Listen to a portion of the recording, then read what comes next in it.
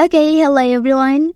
Here I want to provide a tutorial on how to create Bitmoji on Snapchat app on Android device. Well, knowing how to create a Bitmoji on Snapchat allows you to personalize your avatar and express yourself creatively in your snaps and stories.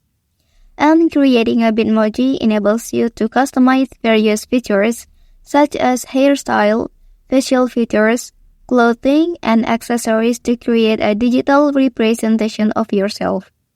Once created, you can use your Bitmoji in stickers, filters, and other Snapchat features to add a personal touch to your messages and interactions. So let's go to the tutorial. Okay, first thing first, open Snapchat app on your device. Well, after that, here you can enter to your profile page at the top left corner. Okay, and then click Create My Avatar option. And then you can select an options below to begin.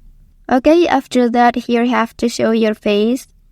And then select the options below. Okay, and here you can click this icon to see the other options. And then you can click Continue. Okay, next you can click Select Outfit to change your avatar style. Start from body type, accessories, eyeshadow, headwear, outfit, and many others.